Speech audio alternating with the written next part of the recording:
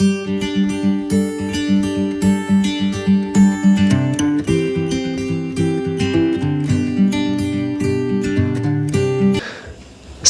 warahmatullahi wabarakatuh. Waalaikumsalam warahmatullahi wabarakatuh. Alhamdulillah, syukur kita kepada Allah masih bisa dipertemukan kembali dalam rangka saling memuasabah diri dan saling ingat mengingatkan. Oke, pada malam hari ini saya ditemani oleh Kak Sapril. Masya Allah. Oke, jadi pada malam hari ini kita akan sedikit membahas tentang materi yang saya dapatkan dari Teman Surga. Itu adalah sebuah materi yang mungkin teman-teman lain bisa juga dibaca, dan insya Allah pada malam hari ini akan kita bahas. Judulnya itu jangan maksiat, dosanya berat, kamu nggak akan kuat. Dari judulnya saya itu membuat kita penasaran, gimana sih jangan maksiat, dosanya berat, kamu nggak akan kuat. Mungkin itu yang akan menjadi pembahasan kita pada malam hari ini. Oke, baik, kita langsung saja ke materi, yaitu jangan maksiat, dosanya berat, kamu nggak akan kuat. Mungkin bagi Kak Sapril atau mungkin sudah terbayang-bayang gimana sih jangan maksiat, dosanya berat ini, mungkin seperti apa yang dipikirkan pikiran Kak Sapril? Terima kasih. Sebelumnya, Assalamualaikum warahmatullahi wabarakatuh. Waalaikumsalam warahmatullahi wabarakatuh. Nah, jadi sebelum saya ke materi, ketika saya mendengar judul ini, Karafil, saya itu teringat satu orang yang bahkan dapat dikatakan ini kata-kata yang terinspirasi dari dia ya. Dari ya, namanya itu adalah Dilan. Dilan ya. Nah, tapi katanya beda sama dengan yang tadi, jangan maksiat, dosanya berat dan kamu tidak akan kuat. Nah, dan katanya itu beda, jangan rindu ya. Rindu itu berat dan kamu tidak akan kuat. Ya memang benar sih kalau kita seandainya rindu kepada Nabi, ya kan? Ya, baik, saya ke materi. Jangan maksiat, dosanya berat, kamu tidak akan kuat. Ya, jelas. Nah, jadi saya ke maksiatnya dulu. Nah, maksiatnya di sini secara bahasa itu lawan kata dari taat, Karafil. Nah, jadi ketika kita bermaksiat itu secara tidak langsung kita seperti menantang Allah, iya kan? Nah, contoh, saya ingin zina, tapi saya sudah tahu hukumnya ini. Saya ingin zina, tapi saya sudah tahu hukumnya, dan secara tidak langsung saya itu menantang Allah. Saya menantang ayat-ayatnya Allah, dan ayatnya itu kan wala taqrabuz zina, dan ayat ini adalah ayat yang sudah sering kita dengar dan sering kita lihat di media sosial tentunya. Nah, baik, jangan maksiat, dosanya berat, kamu tidak akan kuat. Nah, hidup ini, Karafil, kalau bukan maksiat ya taat, kalau bukan maksiat ya taat. Ya, dan kalau bukan maksiat minimal kita melakukan aktivitas-aktivitas yang bernilai ibadah. Dan kalau seandainya kita tidak mendapat pahala, ya tentu kita akan mendapat dosa. Dan salah satu dari maksiat yang sering kita lakukan ini, Karafil, ini menurut saya ini adalah maksiat yang banyak diremehkan oleh kita, oleh umat-umat Nabi Muhammad, dan ini adalah maksiat yang paling banyak dilakukan oleh kalangan orang Muslim. Ya, yang pertama itu sholat 5 waktu. Mereka sudah tahu ini tentang kewajiban kita sebagai seorang Muslim untuk melakukan sholat 5 waktu. Dan bagaimana sih apa saja kategori yang termasuk dalam maksiat dan taat? Sebenarnya gampang, Karafil. Kalau kita sudah melakukan apa yang diperintahkan oleh Allah Subhanahu wa taala, maka itu adalah termasuk taat, dan itu pasti akan berbuah pahala. Dan ketika kita melanggar perintah-perintah Allah itu sudah pasti itu adalah maksiat dan kita berbuah dosa. Nah, itulah manfaat astagfirullah. Itulah kategori-kategori yang bisa menjerumuskan kita ke dalam maksiat dan bisa membawa kita ke dalam taat. Nah, jadi ketika membahas tentang kemaksiatan dan ketaatan ini, maka saya teringat satu hadis, dan hadis ini hadis qudsi.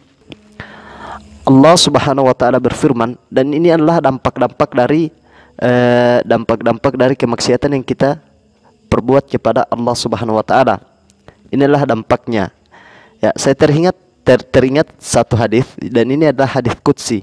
Allah Subhanahu wa taala berfirman, "Jika aku ditaati, maka aku akan ridho. Dan jika aku ridho, aku akan memberi berkah, dan keberkahanku tiada akhirnya. Dan jika manusia berbuat maksiat kepadaku, aku akan melaknatnya, dan laknatku akan sampai pada 7 turunan." Nah, bayangkan laknatnya Allah terhadap kita itu sampai pada 7 turunan ketika kita bermaksiat. Dan tentu kita tidak akan kuat, iya kan? Tentu kita tidak akan kuat dengan dosa-dosa yang kita buat. Nah, ini maksud dari jangan bermaksiat, dosanya berat, kita tidak akan kuat. Ya, Masya Allah. Nah, jadi jika membahas tentang maksiat, perkara maksiat ini, tentu maksiat ini sangat banyak, dan ketaatan juga, peluang ketaatan yang akan kita lakukan juga akan banyak. Itu tergantung pada diri kita masing-masing lagi. Ketika kita ingin bermaksiat, di situ ada maksiat yang bermacam-macam banyaknya. Dan ketika kita berbuat ketaatan juga tidak akan kalah banyak dengan maksiat. Nah, jadi tinggal ke diri kita, apa kita mau pilih maksiat atau ketaatan. Dan tentu kalau kita berbuat maksiat, sudah pasti kita akan berbuah dosa, dan dosa itu pasti berat, dan mungkin ganjarannya di nerakanya Allah. Ya, pasti. Dan kita tidak akan kuat. Nah, itu. Nah, maka teman-teman, lebih baik kita memilih ketaatan untuk berbuah pahala, dan itu pasti kita akan kuat menerimanya. Ketika kita berbuat pahala, akan berbuah pahala. Oke, ya, hanya itu dari saya, Karfil. Terima kasih. Oke, Masya Allah, bagus sekali pembahasan dari Kak Sapril, luar biasa. Jadi itu teman-teman sekalian, pembahasan tentang jangan maksiat, kamu gak akan kuat. Apa lagi ya? Oh iya, dosanya berat, kamu gak akan kuat. Nah, itu. Kalau berbicara tentang maksiat, mungkin saya akan sedikit menambahkan. Berbicara tentang maksiat berarti seperti yang dikatakan Kak Sapril tadi, pasti ganjarannya itu adalah dosa. Dan ketika kita sudah mendapatkan dosa, pasti itu sudah dicatat oleh Allah Subhanahu wa taala, dan bisa saja kita akan dimasukkan ke dalam nerakanya Allah ketika kita tidak merubah dosa itu menjadi sebuah kebaikan atau bertobat kepada Allah Subhanahu wa taala. Jadi itu mungkin dikatakan karena kita tidak kuat karena kita akan dimasukkan ke dalam nerakanya Allah Subhanahu wa taala. Itu yang dikatakan mungkin kita tidak akan kuat. Dan apa ya? Berbicara tentang maksiat dan ketaatan ini, mungkin saya mendengarkan apa ya? Perkataan dari Ustadz Arya, mungkin dia bisa dikatakan sebagai Ustadz kita juga, guru kita. Dia mengatakan bahwa orang bermaksiat itu dosanya itu langsung cepat dicatat oleh Allah Subhanahu wa taala.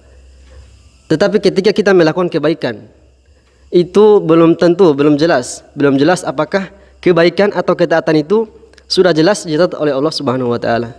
Jadi untuk maksiat ini memang sudah langsung dikirim. Malaikat mencatat dan langsung dikirim kepada Allah Subhanahu wa taala. Berarti sudah tentu kita mendapat dosa Dan belum tentu kita mendapat pahala ketika Ya, ya, kita ya. melakukan kebaikan. Maka dari itu, ketika kita melakukan kebaikan, sebaiknya, alangkah baiknya kita niatkan karena Allah Subhanahu wa taala, jangan karena manusia-manusia yang lain. Jadi seperti itu. Jadi ketika kita berbuat maksiat, pasti dosanya itu langsung tercatat dan diterima di Allah Subhanahu wa taala. Langsung Allah Subhanahu wa taala yang mencatat ketika kita berbuat maksiat. Tetapi ketika kita merubah kepribadian kita, merubah pribadi kita menjadi lebih baik, insya Allah, dan kita bisa bertobat, insya Allah itu akan diampuni segala dosa-dosa kita oleh Allah Subhanahu wa taala. Jadi menarik sekali pembahasan malam ini. Mungkin masih ada yang disampaikan, Kak Sabril?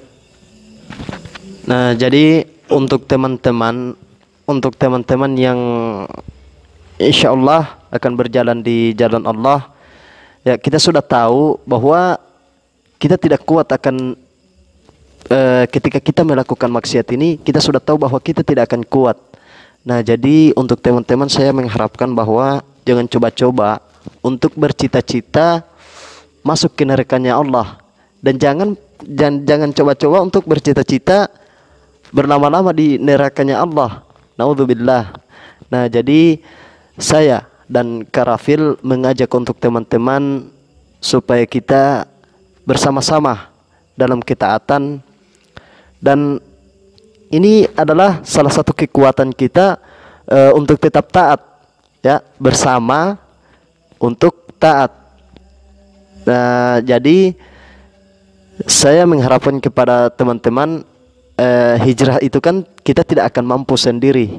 Nah, jadi kita bersama-sama, beramai-ramai, berbondong-bondong ke jalan Allah, dan pasti Allah sudah menunggu kita.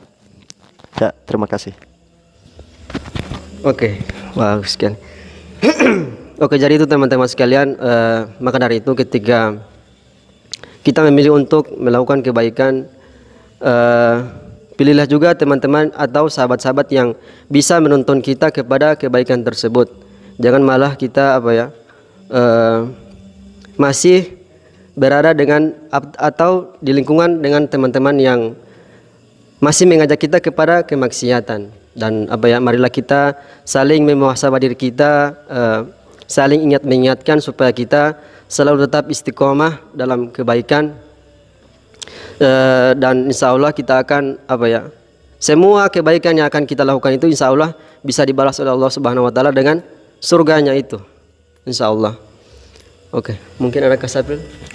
Dan mumpung kita membahas tentang ketaatan kita kepada Allah, saya dan Karafil siap untuk bisa ngaji bersama dengan teman-teman.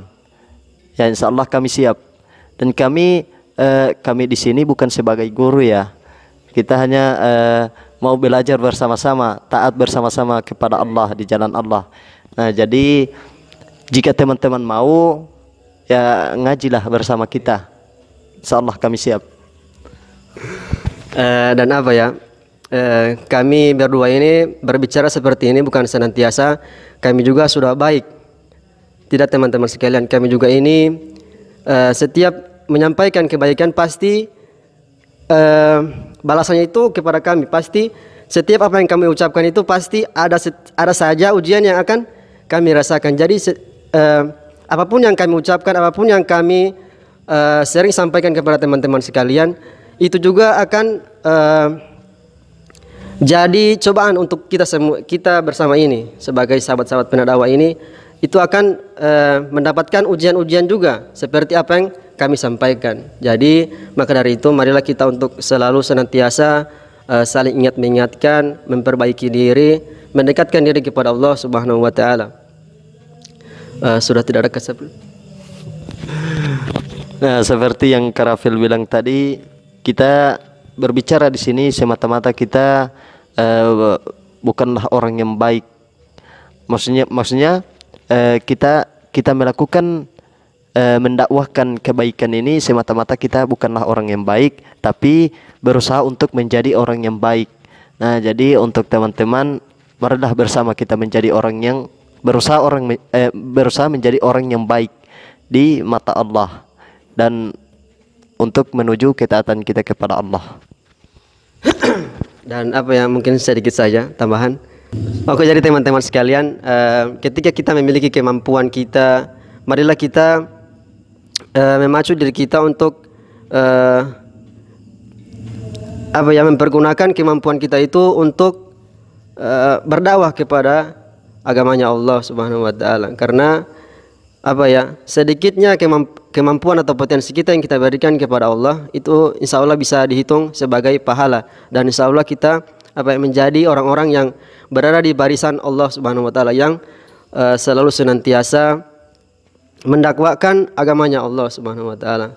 Jadi berikan kontribusi terbaik kita untuk dakwah, untuk membela agama Allah Subhanahu wa taala. Sudah tidak ada kasar. Nah, jadi maksudnya Karafil, apapun hobi dan potensi kita, marilah kita kontribusikan kita kontribusikan untuk dakwah. Nah, contoh seperti saya, hobinya bermain gamers. Astagfirullah.